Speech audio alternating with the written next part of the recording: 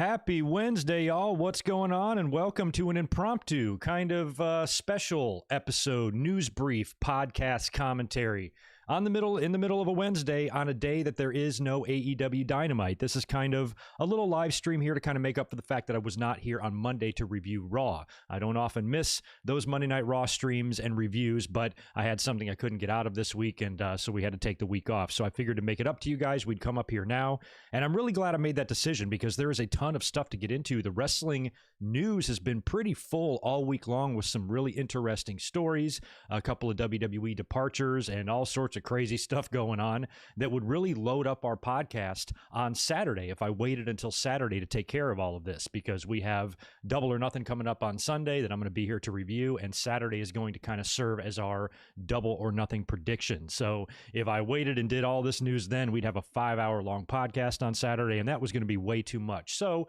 this is going to be perfect. Hopefully a decent number of you are able to join us here today for just about an hour-long stream discussing a few topics. Here's what we're going to get into. I want to at least touch on the phenomenal NXT title match from last night with Karrion Kross and Finn Balor. Not really any surprise in the outcome there, but I think it was Karrion Kross's best match to date in NXT, and I really enjoyed it. So at least give those guys props. We'll talk about Adnan Virk's departure from WWE after only a month, maybe a month and a half he was there. He is gone already, and as of today, Meltzer is reporting that WWE does have a replacement in mind for him. Also, some other major WWE internal departures. They are gutting a few divisions throughout the company there. A lot of people lost their jobs. Velveteen Dream, of course, was released last week, and he uploaded and issued a very lengthy and long statement, which I'm not going to read, but we're going to touch on. We'll talk a little bit about that. And of course, John Cena is getting some heat right now and a lot of backlash because of an apology he gave to China. We'll talk about that whole situation. And I got a chance to check out the A&E Ultimate Warrior biography the other night. I thought it was very good, very presented well, and was fair enough. I kind of thought they would do a little more whitewashing than they actually did. And I think on Thursday or tomorrow, I believe, Dark Side of the Ring Warrior episode is going to be really interesting. But we'll talk a little bit about the A&E Bio as well, and we'll wish the best to Alexa Bliss, who suffered a heartbreaking loss this week as well. So that's going to be on tap. No wrestling results really other than Karrion Kross and Balor from last night. We'll save most of that stuff for Saturday when we do Double or Nothing predictions, but for today it's just going to kind of be wrestling news related. We'll try to gauge some of these opinions and these and the thoughts from some of you on some of these topics, because some of it is controversial. I mean, there's like 3 controversial things on here that we have to at least discuss, so it should be a fun stream. Like I said, we'll hang out here for an hour. I'll answer some questions in the chat. We'll chill, and then I'll get out of here once we're done. I want to thank all of you who sent me tweets and updates on Monday Night Raw. I'm so proud to say that I did not watch one single minute of Monday Night Raw. Now, I know I missed a phenomenal match between Xavier Woods and Matt Riddle. I probably will still check that out at some point. And I'm hoping these guys even have a rematch or do more down the line. But for the most part, it sounds like I picked one heck of a week to miss because, as usual, we've seen these Monday Night Raws just be painful to watch. And it felt good to not even give a shit. I was almost like happy to not have to do it. I'm like, I don't even want to watch it. I don't even care what happens. It doesn't matter, because next week I'll get 16,000 recaps in the first hour of what took place last week anyway, and missing a Raw means literally nothing. You can even really miss a go-home show these days and it doesn't mean much, but this is, there's really nothing going on here. It feels like WWE is just treading water until they can get to that July 16th date, where they can go back live on tour and start hitting the cities again, and Raw and SmackDown will be in front of a live audience. Now, I still don't think in the grand scheme of things that's going to matter too much. I still think the creative is ass. Fans or not, it's not going to matter, but should help at least the product a little bit, and I think WWE knows that, which is why they're probably going to spoon-feed us a bunch of shit between now and then, with aside from a few probably phenomenal in-ring matches at Hell in the Cell and stuff. So I don't know about y'all, but I'm ready to get the hell away from that damn Thunderdome, and sounds like I just missed a goofy-ass Raw, and I don't even want to discuss it more than that. But thank you to everybody that was sending me the tweets and things like that. Tom Phillips, I'd love to have Tom Phillips come back. Apparently it's going to be this UFC and Bellator guy who I know very little about. Jimmy Smith, which we will talk about in a minute. But yeah, we'll talk about, and Buff Bagwell was arrested on 10 charges. I did see that. I forgot to put it in my notes, but I did intend to talk about that. Really not much to say there. He's been troubled for quite some time. And, this is a guy that was just once in phenomenal shape. And when you look at that mugshot of his, he looks just like just an overweight redneck baseball coach in the South, for some high school team. He just looked, he just looked like a mess. I was like, this does not look like the guy that probably spent several hours per day in the gym. It's just a sad state of affairs with Marcus Bagwell. So we wish him the best in turning his life around, but it doesn't sound like these charges are good at all, and probably going to lead to a lot of legal trouble for him. So it's a shame, but seems like it's been kind of a trend with him for a lot of years. I know he was in a horrific car accident a while back, which I'm sure did put him on a lot of drugs. I don't know if that snowballed into more substance abuse problems for him or what, but he crashed his car and all sorts of charges. It's a mess. But yeah, another sad story, another dark spot on what is the universe of pro wrestling. Anyway, let's talk about a couple of things first before we get into the Adnan Virk story. First of all, last night NXT was a pretty good show. I checked out the main event. It's all I've seen so far. Many of you were complimentary of the show overall, said it was very good, and I was able to watch the main event. Now, Karrion Kross and Finn Balor, I thought did a great job. I wasn't expecting Karrion Kross to drop the belt here. It felt like this was going to be Finn Balor's send-off. Lots and lots of chatter about him heading to the main roster now, even prior to this match. So we figured if this was the end for Balor, even with Paul Heyman kind of being included in that little that hype package or whatever it was with those guys, kind of made you think that maybe Balor could be heading back to maybe SmackDown in the future. So with the match last night, he did take the loss. Karrion Kross wound up choking him out. Balor had him on the ropes a couple of times. I think he had like a triangle choke or something on him at one point that I was like, oh, maybe. And I think he rolled him up with a quick pin, too, that I thought he might get a near fall on. But aside from a couple of spots there, you really weren't thinking that going back to Balor at this point was going to make a whole lot of sense. So it felt like it was going to be Kross all the way. They're going to continue to build him. And I got to say, I've always much more appreciated and enjoyed Karrion Kross's, presentation, the entrance, his look. He looks like a badass. He looks like somebody that if this company is ever going to have any chance to even coming close to creating another Brock Lesnar-ish character, I'm not saying Karrion Kross can do it. I'm just saying he feels like one of the best chances they've had yet to make somebody like this. So it all depends on how he's, treated going forward. I'm sure NXT, he's going to be awesome. No matter who winds up taking that belt off of him in the future, if they really put over Kyle O'Reilly as a badass and have him do it, which I'd be fine with, it could also be somebody like Bronson Reed. It could also be somebody like Walter. When that day comes, I hope he is able to still remain that badass. And when they do inevitably bring him to the roster, that he doesn't turn into Keith Lee. Oh, no, they won't do that. What makes you so sure? I don't understand. WWE is more than capable of fucking up anybody, no matter how good they are. So he is safe from no one. It does not matter. He can go to the main roster, and this guy can be in catering in a year. If WWE has their way with him like they have been for so many others. So I don't think he's above that at all, but I think he's capable of being a very big deal in WWE if they just do it right. So far in NXT, like is the case with so many guys, so far so good.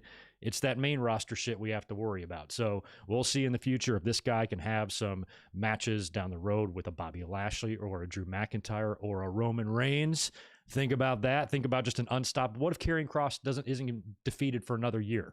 Neither is Roman, and then you have some crazy face-to-face meeting. Holy shit. So sky's the limit for him. It's up to WWE if they want to actually pull the trigger on that or not. But really good outing for Kross. I enjoyed the match, and it's the best match I've seen from him so far. Because like I said, his presentation and everything else about him, I've liked more than his in-ring work itself. I've never even thought he was that wonderful in the ring. Very good in the ring, but no Finn Balor or anything like that. But last night, boy, he made a believer out of me. So good job on both guys. If you're in there with Balor, it's kind of hard to suck. But Karrion Kross impressed the hell out of me last night, and I'm loving his run as champion. So good for him. Awesome match last night, guys. Very impressed. Just a little tidbit on NXT and AEW, or I put an AEW note under NXT, excuse me. Cody Rhodes. was speaking on Connor Casey, speaking to Connor Casey of Comic Book, and mentioned that the TNT title will not be changing names when it moves to TBS. We did talk about that last week, that, oh, they should make it the TV title, they should do this, they should do that, or they might not change it at all. I still think that would be odd, being a TNT title on TBS, but the TNT could also be interpreted as Dynamite, and that all fits in, so they're just going to fucking keep it. So fine, whatever, I guess that works. It's better than rebranding this thing every time they hop network, so I guess that's good. So a couple little tidbits there before we get into the Adnan Virk story. Now, WWE and Adnan Virk, reportedly, mutually parted ways. So this feels very unsurprising. I think it was Meltzer, who's going to reported who's going to be replacing him, actually. But WWE had actually announced this themselves. I think they themselves are the ones that broke the story, that they've parted ways with him, and his time as lead announcer on Monday Night Raw lasted 5 or 6 weeks. That's it. I think from week one, many fans knew it wasn't a fit. And, of course, we always just try to at least be somewhat respectful. I'm like, okay, I agree. He doesn't seem like he's got the voice for this, but like, what the fuck went on in these auditions? What the hell about him made WWE say, oh, he'd be great on Monday Night Raw? Surely there's something there. So we'll just wait, and see. Maybe we'll kind of understand his style. Let's basically give him a chance, was the message I was trying to send there. And I think a lot of people were trying to be that way. Let's just give the guy a chance. Let's not freak out like the fans tend to do on week one. Let's see how he is on week two.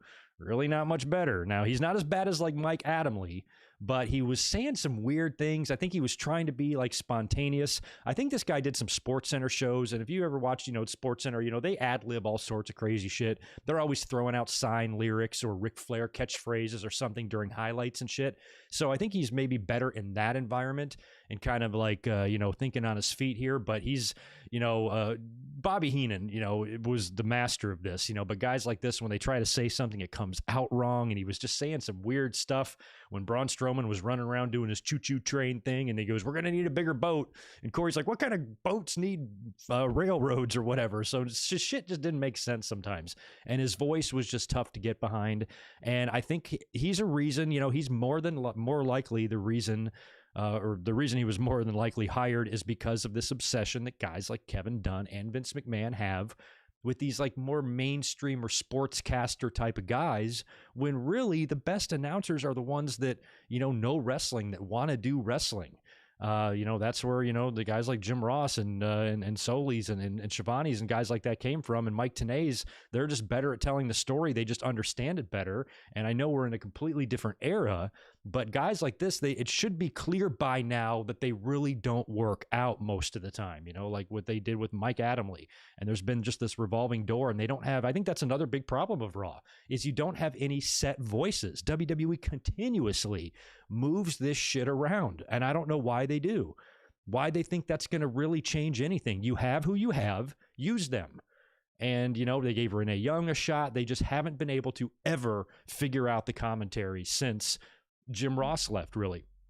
They even brought him back in a couple of times, but since then they put CM Punk and Mick Foley and JBL and Samoa Joe, and they just can't get it together, despite the fact that they should be able to hire the best that the world has to offer. It seems like they hire the worst. Now, I wish Adnan Virk a ton of good luck and wish him the best, because I never disliked the guy at all. If anything, I felt bad that he was treated probably so unfairly and so poorly by the wrestling fans, when really, their frustration with his commentary style, I think their anger should really be directed at WWE for putting somebody like him in that place. He's just going out there and doing the best he can do. And this is obviously just not a fit.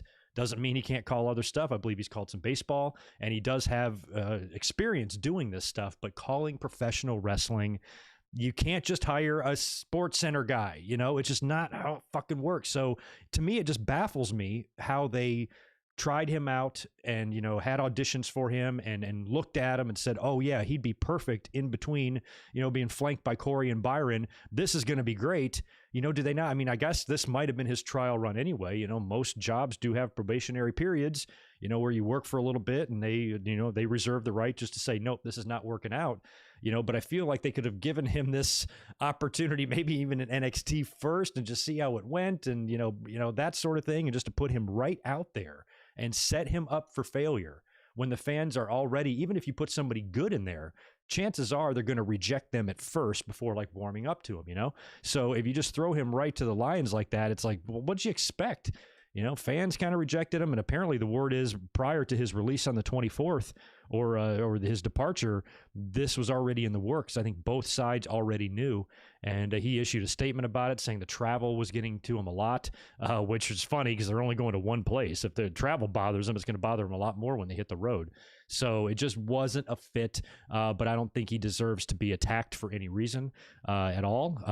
I think WWE needs to reevaluate how they hire on-air personalities and positions like this, because when you bring in somebody like that, I'm sure they can speak, and I'm sure they're good in that environment, good on a headset and things like that, but being able to tell a story, professional wrestling's a different deal. Your job isn't to really tell a story in a baseball game. You got to tell a story. You have to know the moves, you have to know shit, and you have to be able to manage that along with a complete psychopath screaming in your ear through the headset. So it takes a special type of human to be able to do that stuff, and I think WWE's got enough good guys there, like who you guys mentioned, Tom Phillips earlier on. Just bring him back. I'm fine with him. At least he knows what he's doing.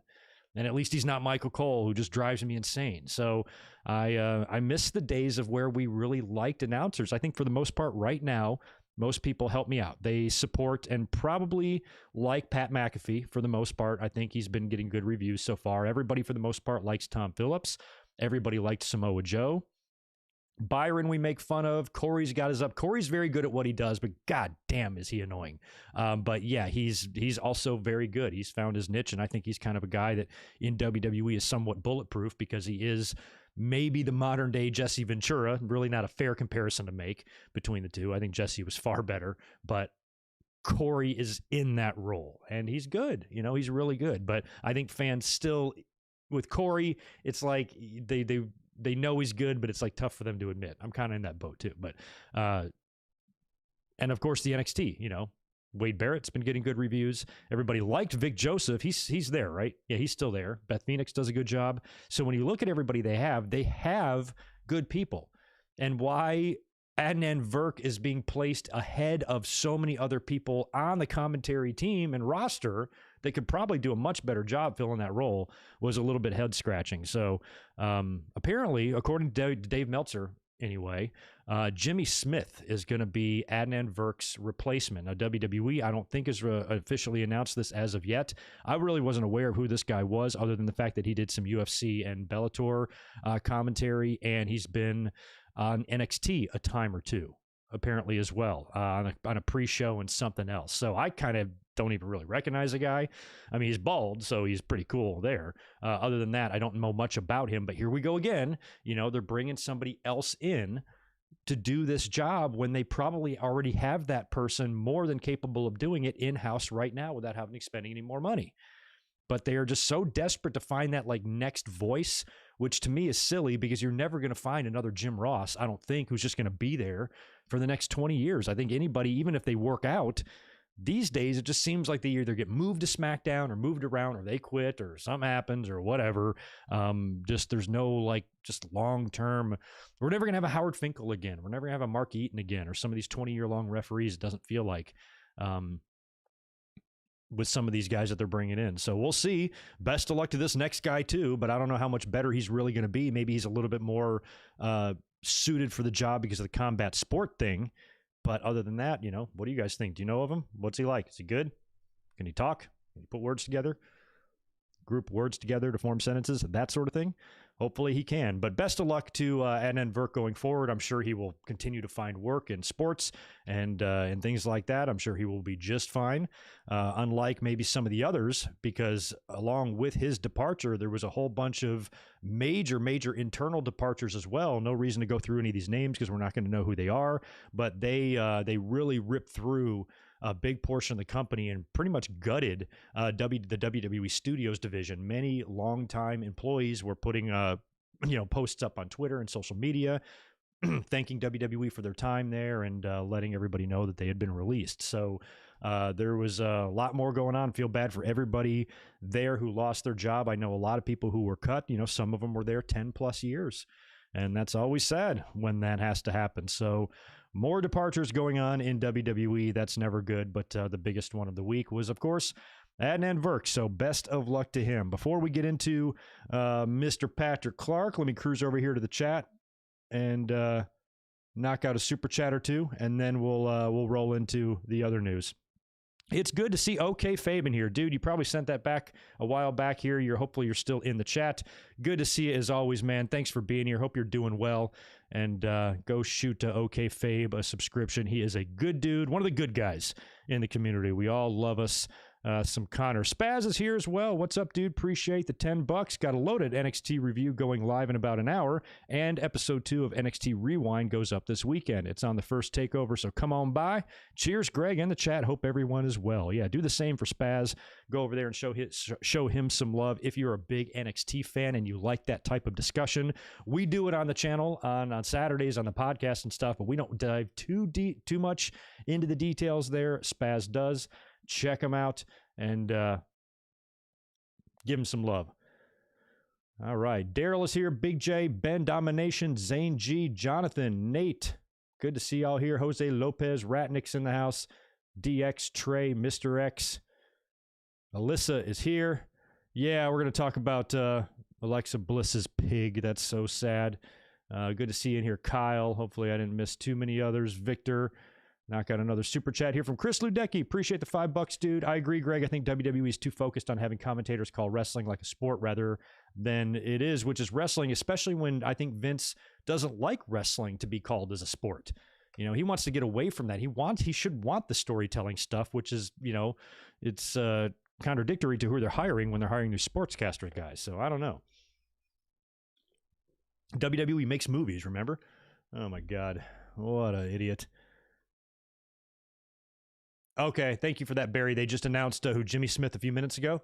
Let's hear in real time, since it's not like this is a organized podcast or anything. Let's check out WWE right now. There he is. Okay, WWE today announced that Jimmy Smith MMA will debut as the play-by-play voice for WWE Raw starting this Monday, May 31st. I believe Monday's Memorial Day, right? So yeah, we got our new guy.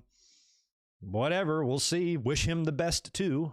But if they're just trying dudes out here and they're just throwing dudes in there, like I said, I think I think the talent already remains in house there. But whatever, WWE, hire who you want. It's your money. You're the idiots, not us. So best of luck to him. Hopefully it works out. Hopefully he's good. Maybe I'll hear him on Monday. I'm like, oh damn, he's really good. So I can't really judge him. I've never heard him. So we'll see. And I guess we will hope for the best. All right, let's get into a little bit of Velveteen Dream. I don't want to spend a ton of time on this, but Velveteen Dream, a.k.a. Patrick Clark, finally kind of broke his silence now that he's been released. He hasn't really addressed any of these accusations very much since they came about last year. The only thing we really heard is Triple H, I believe, on a conference call or a post takeover show or whatever, was asked about it. And he said they launched an internal investigation and found nothing, which I think was a little bit suspicious, with WWE.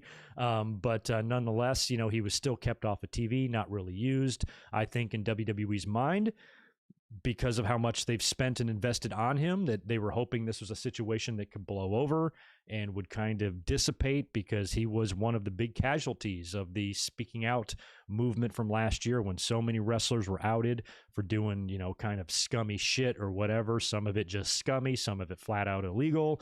Just depends on the story. They ranged from all different levels of seriousness, and none of them were good, but they did range in, in terms of how bad they were. And he was one of the big ones because of some released screenshots and a dick pic and some text messages and all sorts of stuff that seemed to imply that he was kind of maybe sending messages and improper things to underage boys and one underage girl and a couple of guys, one named Josh, one named Jacob. They all came out and started accusing him of this stuff, and he remained largely quiet about it. Well, after all this time now, WWE has finally decided to let him go.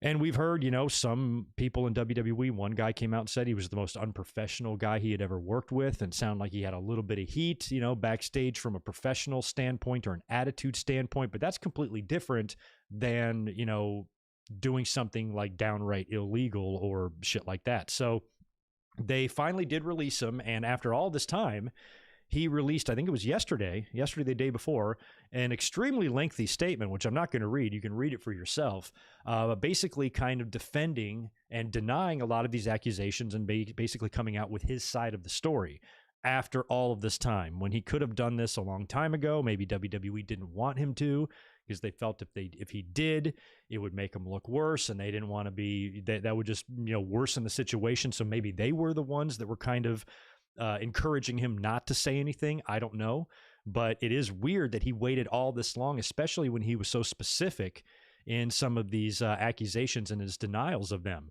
But to kind of paraphrase kind of what the gist of his statement, the first thing he did was talk about the character, the Velveteen Dream character, the evolution of that character, and the fact that it was inspired by Prince, who he said at the time he knew nothing about. He said this character was developed like the day that Prince died, back in 2016, who he knew nothing about. So if it's me, I would have fired Velveteen Dream way before any accusations surfaced, just for not knowing who Prince is. Jesus Christ, man. I don't care how young you are. You should know who Prince is. So he said the character was kind of inspired by Prince. We kind of knew that. We could tell. And he said he went to great lengths to protect that gimmick. And it almost sounded like he was using kayfabe as an excuse. And that's why, you know, he didn't really come out, and he wanted to, you know, or come out and defend himself because he felt it would compromise the character and things like this. This is a really flimsy excuse and flat out BS. Impossible to believe that, especially when it comes to accusations of this magnitude. Now, he would go on to deny the specific accusations from Josh and Jacob, citing reasons that they were lying, or they deleted their social media posts, and trying to, you know, and acknowledge the fact that he had relationships with him, but, you know, none of it was ill-intentioned or whatever. But I think we know better. We're all not stupid. I'm a firm believer in the innocent until proven guilty thing, you know, but you heard his voice. You saw his cock, you know? I mean, it's not like this is uncommon shit. Seth Rollins, one of the most, you know, biggest stars in WWE, has got his fucking cock and balls floating around the internet. You know, this is not uncommon. It's not weird to find out that the wrestlers are freaks. We know they are. You don't have to look any further than Paige, who's jizzing on title belts and shit. You know, this is kind of the lifestyle of a young person who's got some fame and is good looking and shit like that. And here, when lines are crossed and you're starting to talk to someone who is underage, who's, you know, a year before I think both of these guys, I think, were 17 or something like that. It's not like it's out of the realm of possibility, you know, that this would be possible. This seems very much in line with a lot of the wrestling behaviors. Now, with me in this specific situation, I don't think there's like a black and white way to look at it and saying, okay, he should never be allowed back. He should be buried under a jail, things like that. I really do think that, much like WWE does, you know, they obviously reserve the right to judge each and every situation differently, because we can pick out tons of times throughout history that they were hypocritical with punishments, or, you know, what they will allow one wrestler to get away with and what, you know, another does not. And I feel like the fans should have the right to do the same thing. And I'm reserving the right to judge the Velveteen Dream situation in and of itself, you know, not just try to put a blanket punishment over it and say, no matter what, this needs to happen to him. I think he's a dirtbag, and I think he's a scumbag and a little bit perverted going after these kids. But I also think he's a guy that is very young and probably just incapable of handling the spotlight yet. And when you're young and you're good looking and the sky's the limit, you got a bright future, you're seeing some money, you're seeing some fame, and your brain hasn't developed into a fully functioning adult yet, there's a really good likelihood that you're not going to handle things well. We've seen that tons of times in the past with wrestlers' attitudes and whatnot. So I can perfectly and easily believe that this guy might have been arrogant, cocky, you know, just a little bit full of himself, and maybe even living in a little bit more alternate of a reality. And they don't think that they don't realize that they have so much to lose by, you know, just kind of just not thinking, you know, thinking with the wrong part of their body, you know, if you catch my drift. So with him, like, Velveteen Dream, I don't believe, is beyond rehabilitation for what this specific instance is. If these guys were a couple of years younger, you know, if he's got a fucking 10-year-old locked in his basement or something like that, obviously I don't ever want to see this motherfucker's face again, and he should be locked up for the rest of his life. What he did here, not good at all. Beyond repair, I'm going to say no. Here's the thing. He's very young. What's his age as of right now today? I have no idea. 25, 26, something like that. This is a guy that could leave for like 3 years and come back before he's 30. You know, and maybe if he went out there and he made a conscious effort to become a better person and really, really dedicated himself to that and said, you know, I feel horrible for what I've done and these mistakes. I'm going to be a better person. Even if he wants to continue to deny those mistakes, but he wants to acknowledge that other mistakes were made in terms of who he is, and he just focuses on getting better and lets everybody knows it and shows it to the world, shows it to WWE, starts, you know, just doing things like that. And, you know, I think he's a guy that could be brought into the fold. You want to know why? Because Mike Tyson, a convicted rapist, was put into the WWE Hall of Fame. So if Mike Tyson is in the WWE Hall of Fame, and he was proven and convicted of raping another human being, why can't Velveteen Dream become a better person? You know, and you don't have to look, you know, it's not just Mike Tyson.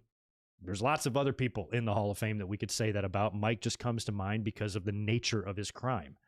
And he was put in the Hall of Fame after this. He was brought into the WWE after this. So when it comes to where this crime of Velveteen Dreams, if true, if proven, you know, guilty, and I've really never doubted his guilt. So I will say that. I've never really doubted the guy's guilt. I truly believe he did these things. I don't think anybody's framing him or anything like that. Now, I'm not the judge and jury. If you're mad at me for believing he's guilty without proof, it doesn't matter. I'm not a judge. It doesn't matter what I think, just what I think. Just based on the evidence that I've seen, I don't doubt at all that he's guilty. I believe he's guilty 100%, but I do believe he can better himself from this, you know, and I do believe that these accusations, assuming all of them are true, maybe they're not, maybe I'm stupid and I'm wrong, but assuming they're all true, I believe that he can become a better person for this. Maybe some of you don't. Maybe you say that's a line that once you cross it, you can't go back. Well, I got news for you. You don't even want to know the half of some of the fucked up, dirty, illegal, and downright gross things some of your favorite wrestlers have done. You don't even want to know. I'm looking at this from a perspective of somebody that grew up watching wrestlers in the 70s and 80s and some of the things that they did. Just Google the fucking Von Erich cat story. Some of the more horrifically bad, fucked up things. The Ring Boy scandal in WWE that involved one of the most beloved people in wrestling. And God knows what, think about all the things that have come out about wrestlers now in the age of cell phones, when everything is documented, when you can be hacked, you know, when Charlotte can have her, you know, naked pictures all over the internet in minutes, when you got Paige, all these sex tapes Paige is making, hitting the internet, and all these leaks and all these scandals and everything that can happen now during the age when the wrestlers are the most well-behaved they've ever been in history. And this shit is happening to this level. Think about what it was like in the 70s and 80s. And I'm not talking about just having consensual sex with another adult. I'm talking about far worse things than that. You know, illegal behavior and drugs and probably a little bit of rape and things like that that have gone on and taken place in the lives of people that you consider to be a hero. So I think in the grand scheme of things, given Velveteen Dream's age, given how old he is when he did all of these things, he can grow and learn from that and dedicate his life to being a better person. If he does that, I will welcome him back into the wrestling world. If he can do that and mean it, you know, and dedicate his life to that and really, really make a conscious effort to change and be a better person, not only outside the ring, but inside the WWE universe as well, in terms of his professionalism and things like that. You see this a lot. You see this a lot in less serious cases like Randy Orton, who had all those attitude problems, and Mark Henry and Big Show, and, you know, people that weren't DMing underage boys, mind you, but I'm talking in terms of like attitude. Everybody, when they have those young, immature problems, when they have those attitude problems when they're young, when they get older, they wise up. They always do. Biggest example of that is Shawn Michaels. who's now given his life to teaching the future. I would have never thought in 1997 that Shawn Michaels gave a fuck about the future. Shawn Michaels doesn't give a fuck about anybody but himself. So the fact that I see him now, 25 years later, every day going to a WWE gym and training the next stars, I'm like, that's awesome. I wouldn't have thought he would have ever done that. So everybody can, I think, be redeemed. And, Velveteen Dream may have crossed a line for some, but he didn't cross one for me. If this was, an actual sexual assault or something like that, or something a little more sinister involved here, then yeah, maybe he'd be done with me. But I believe that everybody deserves a chance at redemption. We've all, done stupid shit. Maybe not this stupid, but we've done some dumb things. And I just wish guys the best, not everybody I don't think like somebody like Joey Ryan, who I believe is a true disgusting predator, maybe some of his stuff is just a little bit too gnarly for me to ever accept, regardless of what he does. But, someone like Velveteen, all we can do is just judge each situation with what we know and each situation differently. And, fans will always say, well, what about this guy? What about Matt Riddle's name comes to mind? And I heard the Matt Riddle story and stuff, and I've not defending that whatsoever. But again, that story is probably something that was a regular occurrence with 90% of the wrestlers that you idolize from back in the day. That's just shit that goes on. I don't know how old you guys are, what kind of lives you lead or have lived, but I've been in situations, where I've seen, people being adults and drinking and having a good time. And I've seen some very interesting things happen. Let's just put it that way. So, none of these things really sound good, but you can't ever try to logicalize WWE's decisions here. None of them, they will come off hypocritical a lot. They will keep some people on while firing others, and sometimes even wellness policy violations go away. We've seen WWE bend and break the rules the way they want to. That's never going to change. So we can attack them for being hypocrites all the time. We don't have to settle just on the Velveteen Dream one and other stuff. There's all sorts of different examples of their hypocrisy that we can use, not just this. So I feel like there's a time and a place to bring all that shit up. I just want to talk about the Velveteen Dream stuff. And I think if this entire statement came out, earlier, even though some of it is clearly kind of bullshit, I think maybe it would have helped him to get a little bit more because most of the fans I've seen, very few people are like really rushing to his defense. There are some, because there are some that even when presented with proof, they're still like innocent until proven guilty. I'm like, well, it's kind of proven, but you'll always get those. To them, it's got to go to like the fucking Supreme Court for them to be convinced. So you will have those people, but for the most part, most people have been calling for this guy to be let go. So I don't think anybody's really shedding tears here. But I believe also in in redemption and WWE. Hell, Hulk Hogan is another great example. This is a guy that I don't think should have been brought back at all.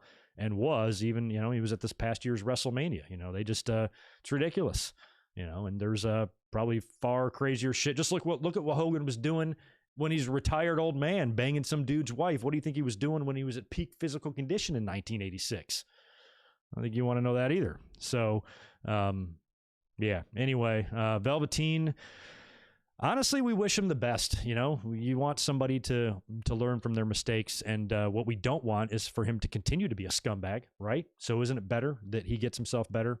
And let's just wish him the best in his life. And it sucks because it derailed what was an extremely promising career. He said so himself, that these accusations have derailed him. And I believe it was his behavior that derailed him. So it's not them, dude. It's you. So, I think he needs to do a better job of maybe owning up to that. But in the end, I think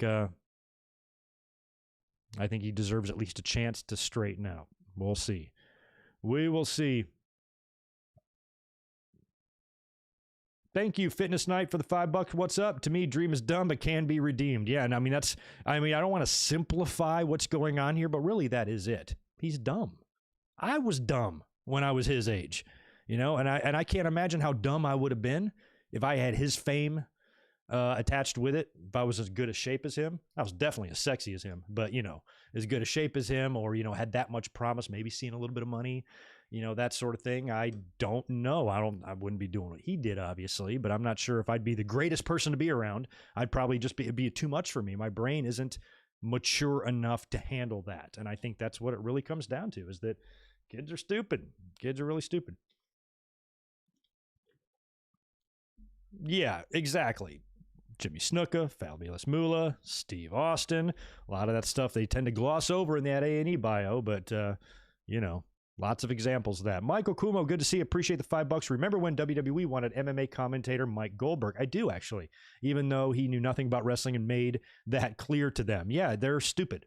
I don't know what their attraction is to that when there are probably plenty of good people, even on the independent level, that could probably come into WWE and get moved up and do a good job. But it's just a different atmosphere now, having to be there, and Vince and Kevin Dunn, my God. Thanks for 10 more from Spaz. Okay, here's the pitch. Mixed match challenge, but not as a weekly show, a one-night tournament outside current kayfabe, intentionally not serious, branded the king and queen of the ring. I'd be fine with that. A one-night tournament. You had me at one-night tournament. That's all I need to hear. I don't think we have enough of those, especially in WWE. Everything's always drug out so damn long. But yeah, do a one-night tournament. I'd love that shit, man. I don't know where he'll end up. It just depends. I mean, I don't know if AEW is really going to touch him. And if I'm Velveteen Dream, I don't know if I'm trying to immediately get back into wrestling. I think I'm going to try to make, and he's got the power of social media to do this. I think I'm going to try to make it known that I'm attempting to become a better person. Whether he starts doing, charity work, or he starts, maybe attending, some counseling or anything that would present to WWE and the world and the fans that he is trying to come out on the other side of this redeemed and a better person. I'm not really entirely sure how you specifically show that, but if he can do that and then resurface a little bit here and there with some wrestling outfits that might, risk the backlash of, bringing him on, especially if he has got a reasonable price tag, he can start that way and just slowly work it. Luckily for him, time is on his side. He got started so young that he's got time to kind of go through a complete life transformation here all before he's 30 years old. And I hope that he does, because he's, he had so much freaking potential, just an interesting character, a lot of it was really good. Anyway, let's get into the John Cena stuff a little bit here, which is kind of funny because it's receiving all sorts of backlash, and it was creepy. Didn't he look like he was being forced at gunpoint to make this apology? So anyway, he's doing he's doing a press conference or whatever. And of course, he's in the Fast and Furious movie. I think it's Fast and Furious 62. That's the one we're on. That's the one he's in. And I guess he does an interview where he calls Taiwan a country, which it is. He calls them this, which, of course, upset the Chinese people because they still view Taiwan as part of them, and they've been at each other's throats for eons now. And this was enough to upset the Chinese people, and he had to basically issue this apology in Mandarin. He learned Mandarin a few years back when WWE was doing some, expansion into China or whatever. And he issued an apology for making a mistake. And to me, it's just so baffling because he's getting a lot of heat for this, which I can understand, because fuck China. You hurt China's feelings? Fuck you. I don't care. I called a country and you're mad? Too bad, bitch. But no, you can't do that. You don't want to know why? Because John Cena works for NBC Universal, correct? So, and they have so much business in China. They produce those Fast and Furious movies, and there's a lot of money to be made over there. It doesn't matter how fucked up a country is. If there's money to be made, we'll talk to them. The NBA and China, same thing. And this, I think a lot of people are saying, oh, John Cena kind of sold out. He was probably strongly urged by, the producers and everything like that and his team to do that because of how much money it could potentially cost them by this little stupid fucking mistake by just calling a country a country. It's ridiculous. I understand. It's even more ridiculous that Cena even had to issue an apology, but now the fans are kind of getting mad at him. And of course they take it 10 times too far and says, oh, John Cena supports genocide. No, that's not what he's saying at all. And that's not what's happening. I think it's ridiculous that he should have to apologize to China, but because of the type of money and business we're talking about here, these mega conglomerates, this is unfortunately what has to be done, and it sucks, and it makes you feel gross. It's disgusting. I would have much preferred to have a lot more respect for John Cena if he just would have said, fuck you, but he can't. He can't. It's just like, you don't have to look any further than Saudi Arabia. You know, no matter how fucked up a country is, it doesn't matter. WWE has got blood on their hands. You know, these guys murdered that journalist and sawed his limbs off, and we still take their money and give them a show. It's unfortunately business.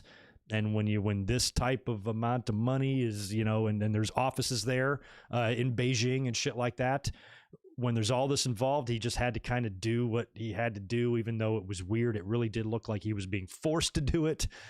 He looked like he had a gun to his head the whole time. I don't think it means that he supports genocide and all the other fucked up shit they do over there. But it was something that, you know, when you're talking about this level of business, it's something that he had to come out and do. So I didn't like it. You know, I didn't like that he had to issue the, I'm more, yeah, I guess I don't even, it's so weird. He's issuing an apology that he shouldn't have to. And then fans are getting mad about the apology that he shouldn't even had to make. So it's all kind of like, there's like 5 different things to be mad at here. And it's kind of weird, but you know, it's because John Cena, you know, he's becoming this Hollywood movie star now. It's fucking different. Apparently this is not going over well in WWE, which I can't imagine is going over very well anywhere. But I just laugh that, you know, this apology needs to be made. And I've always ranted about that before. I just really don't, I've never understood, and I never will, national pride. I do not understand blind, crazy faith to support and defend and declare under no circumstances that any other country is the greatest other than your own, just because this is where you landed when you slid out of your mother. It makes no sense. I've never gotten it. And some courts, and I mean, I think we're crazy with all these people that just blindly support we're the greatest country in the world. You know, we're one of the dumbest, but you know, it doesn't matter. We're greatest. America. As crazy as we are, there's some countries that are 1,000 times crazier. Chris Jericho damn near got gunned down in Brazil for kicking the flag around. Oh my God, a piece of fucking fabric. You know, I just don't get it. I just don't understand. None of this stuff would offend me at all. You can kick around a flag, an American flag, go ahead. Run it over with your car. Like, yeah, it's a piece of cloth. I don't give a shit. You know, doesn't matter to me. And I don't understand why any of this matters at all anywhere in the world. I just live by a different philosophy, I guess. But it was just kind of, it was gross that he had to apologize, and it was gross the way it was done, and just the fucking kissing ass and the groveling to these people is just, that's the nature of the beast, man. China's in charge of a lot more than we want to admit. To me, it's not going to really change much of how I feel about John Cena, at least in a wrestling sense. I've always had John Cena's back or whatever, and I think he's doing a magnificent job. It's going to be really hard to like follow in The Rock's footsteps, but in terms of the appearances he's made in Hollywood and how he's represented in Hollywood and how he's treated in Hollywood, I think John Cena is doing a really good job so far. I didn't like any of this, but in the end, I can like kind of understand why he had to do it, even though it's fucked up and gross and he shouldn't have had to. I get it. You know, I mean, if I said that same thing and then I found out China was mad, I would say, fuck you, China. But let's say China had $1 billion that they were going to give me. They were just going to give it to me. And then I said that. And they're like, oh, we're pissed. We're not going to give you your $1 billion now. I will apologize to them, even if I don't mean it. I'll apologize to them. Give me that $1 billion, please. But it's... Obviously, that's not the same thing, but, you know, it's like, okay, fine, I apologize, whatever. You know, you don't have to even really fucking mean it. If that's what it takes for these idiots to chill out, that they just have to hear it, you know, I mean, I would tell them anything. I will lie straight to their face.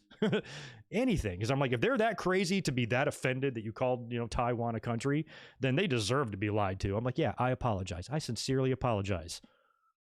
Assholes. Anyway, John Cena's still cool with me. It's just a situation that I wish didn't have to happen, you know?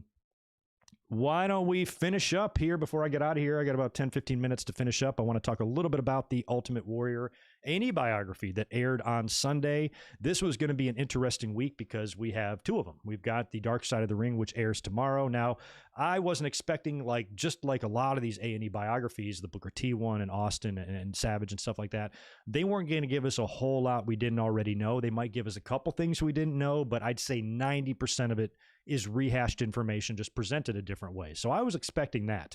But it did shed some light on a couple of things that I did like. Of course, one of the things is they kind of opened up with his daughters. Now, the last time we had seen, or at least I had seen his daughters, was when they were out there with him 7 years ago at the Hall of Fame, like 3 days before he died.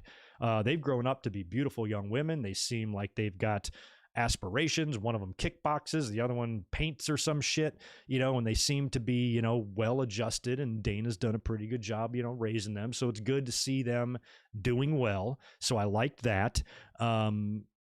They talked a lot about his early life, which I didn't know much about. I think I maybe knew that he was from a broken home, because I remember when his father passed away, it was, Vince had said that he hadn't seen his dad in forever and shit like that. So I know there was kind of a fallout there. He was from a broken home, but they did elaborate a little bit more on that, how he had some siblings. Dad left at an early age. He was awkward. He was weird. All the pictures of him in like high school and stuff, he definitely looked like awkward. He definitely looked like somebody who was going to deal with insecurities. And a lot of those guys, we would see him in that, when he talked at the university there in 2005, when he went ape shit, it's guys like those, like over masculine, like, queering doesn't make the world work. Those are the ones really at the end of the day that are the most insecure.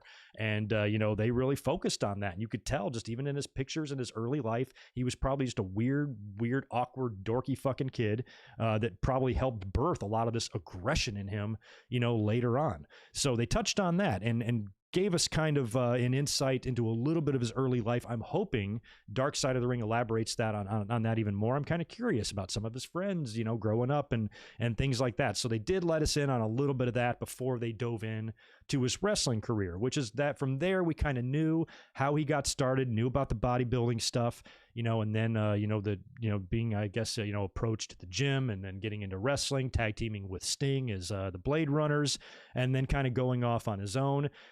Wound up in WCCW as the Dingo Warrior. They talked all about that. And then, of course, coming to the WWE and becoming the Ultimate Warrior. And they went through his career into his Intercontinental title win with Honky Tonk Man, his Intercontinental title run, working with Rick Rude, and then up until the match with Hulk Hogan at WrestleMania 6, talked all about that. And that was all just kind of good stuff to relive. I've always wanted that WrestleMania 6 main event is one of my favorite ever. Just really good between two guys that I never really liked ever. And I never really thought were good wrestlers. Somehow gave me one of the most memorable WrestleMania main events of all time. I don't know how they managed to do it, but I've respected them both for that, at least that performance on its own. And it got interesting after that, because we knew things went downhill for Warrior after he was going to drop the title to Sergeant Slaughter at the Royal Rumble. So he wasn't drawing the way they wanted. Vince wanted to go back to Hulk, which they would do. And they showed, Randy Savage interfering in the Royal Rumble match and bashing Warrior over the head, Slaughter winning the title. And a couple of backstage still shots that I had never seen before from the Royal Rumble of Warrior, like kind of leaning up against a wall, and he's bloody from the scepter. And it was just, minutes after he dropped the WWE title. And I remember being bummed out at the time that he did drop it. But, I was too young to realize, what was going on internally in the writing on the wall. And WWE was, feeling like they wanted to go back to Hogan for whatever reason. And then it got interesting after he dropped the title, because between him dropping the title and then SummerSlam when he would leave, there was all sorts of turmoil. He started getting, he started acting weirder, and he started becoming, even more and more, he started just developing that really big head, walking around there, believing his own bullshit type of thing. And I found the video apology to the little kid the most fascinating part. I had no idea that even happened. And when they showed that house, apparently in the biography, they say that the Ultimate Warrior was rude to a kid at an airport or something like that. Big surprise. So rude to the little kid. Apparently this kid was connected to WWE somehow, and Vince made the Ultimate Warrior cut a promo basically in the studio in full Ultimate Warrior stuff. And, basically, or maybe he was cutting a series of promos, but one of them was going to be issuing an apology to this kid. And you can hear Vince directing Warrior, and Warrior's getting mad, and Vince is like, Jim, it's a work. Just fucking do it. We're working here. We're working. And he's just being uncooperative. He's being a little brat. And Vince is like, come on, just trying to get this interview out of him. And he's being so unimaginably uncooperative and just a fucking asshole. And it's like, come on, dude. And so you could tell, and it made me wonder too. It made me think about think about how much crazy shit and cool shit is probably in all of these outtakes. I mean, for every promo you've seen throughout the years, there's probably 3 times the amount of footage of just outtakes or retakes or whatever of the same stuff where you can see Vince or Gene or the directors or whatever, and how much just cool stuff probably exists. I'd love to break into WWE headquarters and just spend like a year in their tape room and just fucking put in tapes and look at stuff. It would be fascinating. But that was really interesting to me to see, because I never heard that story, I don't think, before. I'm surprised they never mentioned it in the self-destruction DVD. That would have been a good clip to put in there just to illustrate what a dickbag this guy could be sometimes. I'm surprised they didn't include that. So that was an interesting story to me. They then move on to the SummerSlam stuff, and that's when Warrior wrote Vince that letter demanding to make what Hulk Hogan made, and then Vince agreed to it. He went out and did the SummerSlam match. And another part of the story that I liked is that on the Ultimate Warrior DVD, Sergeant Slaughter talks about, maybe breaking the Ultimate Warrior's legs. I thought they were exaggerating there, but he retells it here. He said that him and Hogan, they actually did say, all right, we'll toss him out of the ring, and Sheik, you break his legs, because Sheik was there as General Adnan at the time. So apparently that was actually discussed, but didn't happen. And Vince agreed to give Warrior whatever he did. And then when Warrior came back to the locker room, he was suspended. And then Vince gave him a letter. And we've seen these letters before. These weren't new to the A&E biography, but I didn't realize how deeply it cut the Warrior when Vince was very frank in the letter. And he basically said, I like Hogan more than you. And they really said that how that really got to him, because as a guy that never had that father figure in his life, there was a lot of just internal stuff with Warrior that I really think helped develop who he is as a person anyway.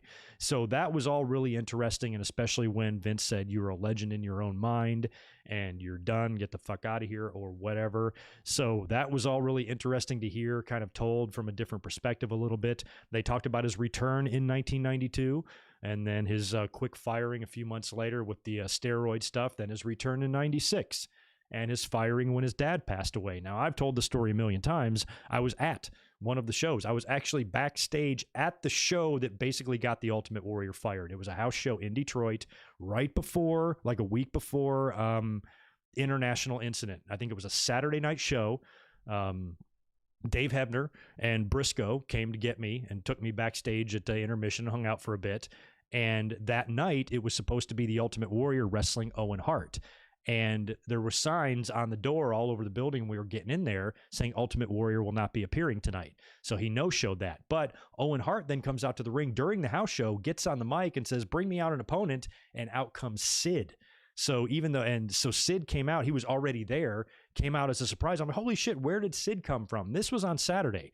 The next Monday, they do the segment on Raw with Shawn Michaels and Ahmed Johnson revealing Sid to the world that he's going to be their partner on Sunday, because Raw was the go-home show. So it was very interesting to be there during that time. And then after that was, when Warrior was let go. Now, he cited his dad's death as why he didn't make those shows, but Vince didn't really accept that excuse because he knew of the relationship with his dad, and he thought he was just kind of using that as a reason. And, Ultimate Warrior no-showing house shows, to me is just ridiculous, especially dad dying or not, then call and say, my father passed away, I'm not going to make it. Just to no show like that was pretty fucked up. And then he was done. And then that was it. It was nothing but bad blood between the two sides for years until he came back. Now, they started talking about how Warrior got a little bit crazier there during his time off from WWE, changing his name to Warrior.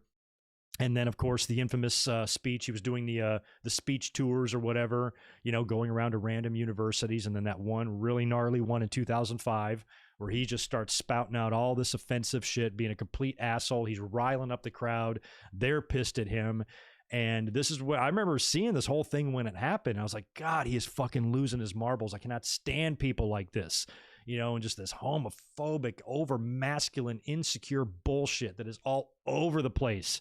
With these overly crazy gun-toting conservative fucks all over the place. So he kind of felt like he was, just having these really outlandish opinions. And they touched on this. And Dana Warrior, who I think is just incredibly annoying, by the way, she claimed in the biography that he was listening to a lot of talk radio at the time, listening to Rush Limbaugh, who of course was, he recently passed away, but he was just a loudmouth, racist, fucking horrible asshole. And he just, said the most horrible things, and Warrior really adopted that, personality and stuff. So Dana cites Limbaugh as to why Warrior was such a dick. However, David Bixenspan uncovered this interview with Jim Hellwig in 2004 about some of this stuff, and he basically credits Dana, his wife, with kind of curbing his political views. Now, his political views wouldn't matter at all if he wasn't going to universities and blurting out, homophobic nonsense. Then none of us would really care about his political opinions. So this really wouldn't matter had he not made it such a problem. Before anybody gets a little testy in the chat, but this interview basically went on to say that I'm going to quote here, and it basically was a lot of it was brought upon by the Bill Clinton stuff. So he said when he met Dana Warrior, he had kind of considered himself more of a liberal, but then she was the one that started really curbing his political views in that way. And then when the Bill Clinton scandal happened, he found that to be so disgraceful. I had friends that were the same way. I was like, oh my God, he's disgraced the presidency. These are people that voted for him. We're just horrified. I'm like, oh my God, if only we could go back to the days where presidents were getting blowjobs, It seemed like things were actually pretty good back then. But back then, it was like a really, really big deal. And there were a lot of people that were just so offended that the presidency was desecrated in that way. Even people who voted for, even Democrats themselves, were very just disgusted by this whole thing. So he said that had a lot to do with it. After that, he really kind of changed his views and everything. And I laughed. I'm like, good job, Bill Clinton. You turned fucking Ultimate Warrior crazy. He was fine, until you went and got that blowjob. My God. But I remember living through that when that was all going on. It was like really crazy. It was the top story every day. The Ken the Star report, just hours and hours of depositions and meetings, and oh my God, and the impeachment. And it was so crazy. And you look back now and you're like, holy crap, if that's not the most hypocritical shit ever, when like grabbing a pussy is sexual assault, but getting a blowjob is not. But man, if it blows my mind how offended people got by that, and how crazier it would get, 25, plus years later. But apparently the Clinton stuff really helped curb Warrior in that way, and it just kind of got overboard. So, they touched on that. I'm curious what they're going to say in Dark Side of the Ring, because, what I appreciate about this biography is they were at least honest about that part of his life. I think Dana's excuse for it is a little bit full of shit. There's actually, there are people that stormed the Capitol that are being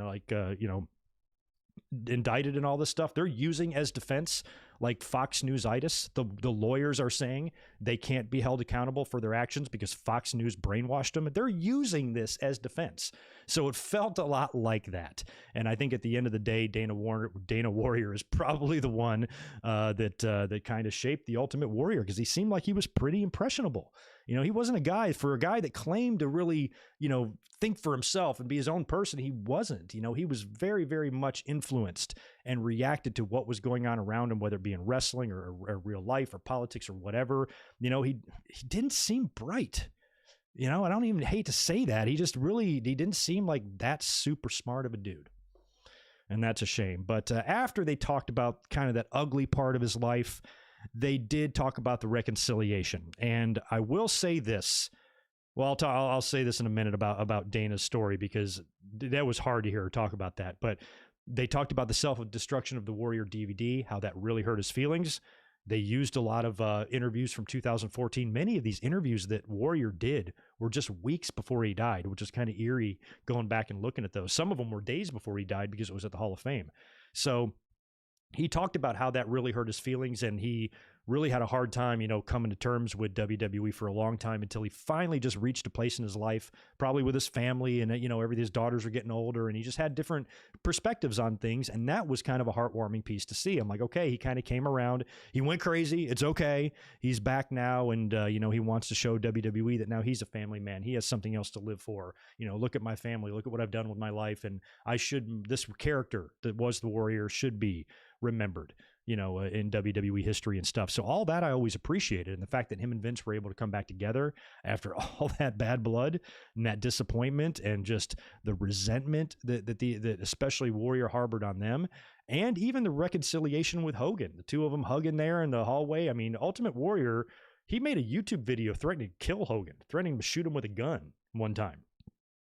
He did.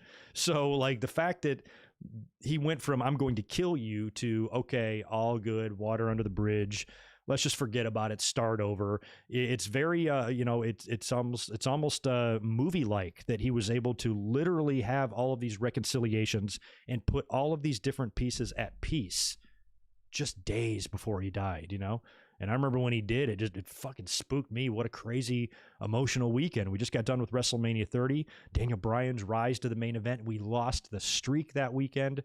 And then the Warrior drops dead right after his Hall of Fame induction. It was like a emotion overload. It was like sensory overload for what was going on. It was just crazy.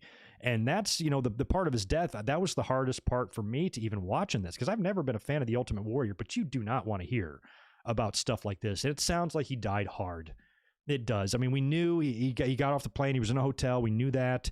Knew he wasn't feeling well. I remember hearing, I thought he passed out in a parking garage is where I always thought I heard this happen. Apparently he told Dana that he wasn't feeling good, so she tried to get him to the hospital. And then when she described him passing out, she's like, she was crying. She's like, it was like a big oak tree. And you can imagine, I mean, he probably just fucking face planted, just flat. No, she couldn't catch him, just down, heart attack, done. And his mom was on this as well. And she went on to say that they almost alluded that I think some of his siblings must be dead, his brothers, because she goes, all those Hellwig men died early. And she talked about how they died in their 50s and stuff. And when Ultimate Warrior was an admitted steroid user and everything else he probably did, that just, it's not that shocking that, he would die in his 50s like that. It was just shocking of the timing of it. And poor Dana to tell that story of just having to be there and witness it. And she left her girls at the hotel. And, that was probably just a horrifically traumatic experience for the family, for her husband, for their dad and all that stuff. So that bummed me out at the end there, just to kind of, because I guess I've never really heard the story of him actually dying, like the act of him dying. So I just knew he was with Dana, but I didn't know the story of it. So it looked like he was on his way to hospital, just couldn't make it, and I guess pronounced dead at the hospital. But that was pretty crazy, man. The timing of that was nuts. So I don't know where this one ranks in the biographies. I mean, it was very good, and I liked it a lot, but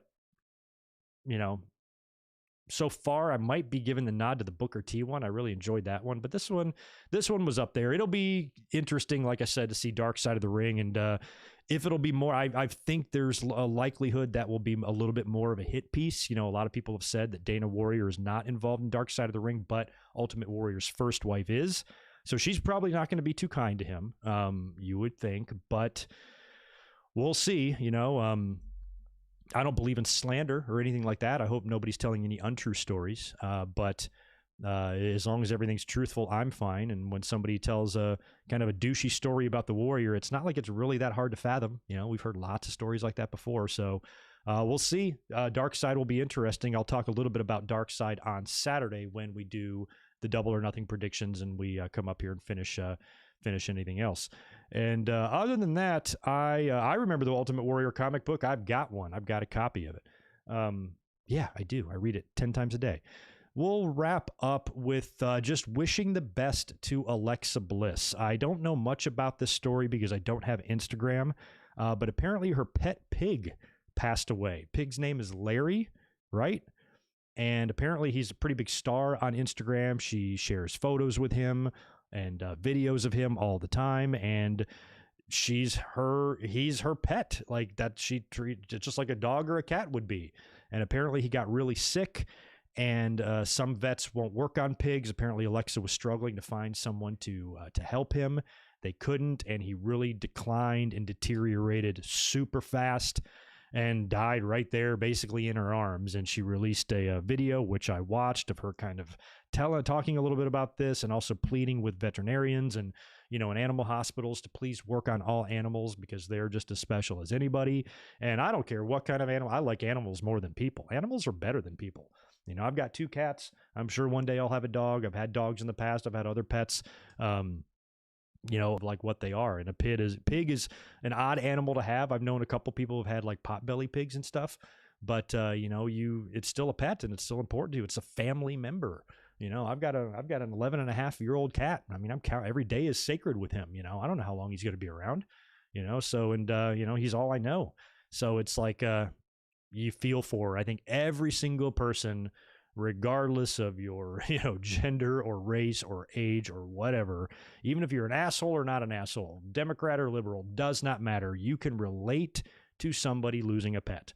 And it's horrible. And even people who can't stand Alexa Bliss's character and give her shit on fucking Twitter all the time, I bet you shut up when you heard about this, because you've probably been through it yourself, and it's fucking terrible. So she looks absolutely devastated over this. So we just wish her the best and offer her condolences. I kind of feel like an asshole. I didn't even read the story. My girlfriend told me about it. She goes, Alexa Bliss's pig died. And I almost like smirked. I'm like, what? Like, you can't even make that up. What are you talking about? And then I realized, I'm like, oh no, it's like she has a pet pig and it's a big deal. And, I immediately felt bad for almost like kind of smirking. I'm like, oh, that's not nice. It's her. I get it now. So we wish her the best. It's always a shame when a pet dies, and no matter what kind of pet it is, man, best of luck to Alexa Bliss. And we all love you. Continue doing your thing on Raw. You are an absolute trip. So anyway, she'll move on. She'll be okay. We all do. We get over it. But pets are hard to replace, Okay, yeah, all right. So we got Mix A&E Doc Sunday and Godfather's Broken Skull Sessions on Sunday. Sunday's loaded. This past Sunday, not a whole lot was going on. But this Sunday, yeah, we got A&E Doc, we got Godfather, we got Double or Nothing. Big day on Sunday. It's going to be good. So anyway, I'm going to go ahead and get out of here now, guys. I appreciate you hanging out here for this news brief. It was a lot of fun. I will be back up here on Saturday for the Winged Eagle podcast. It will be just a smaller, more Cliff's Notes version podcast. Any other wrestling news that we didn't touch on here or any updates of this stuff, we'll talk about on Saturday. And I'll maybe discuss Dynamite, because Dynamite's going to be airing Friday alongside SmackDown, because they got bumped from tonight. And we will predict the entire Double or Nothing pay-per-view for Sunday, and then on Sunday we'll be up here for the review. So that is the rest, and you're getting a special video from me as soon as I'm done editing it. I'm probably going to get 70% of the editing done tonight because I'm off, and I'll try to get that maybe even this weekend if I'm lucky, but I don't have a date on that yet. But it's a really interesting video. I think you guys are going to like it. So have a good rest of your Wednesday afternoon, and I'll catch you on Saturday for Double or Nothing.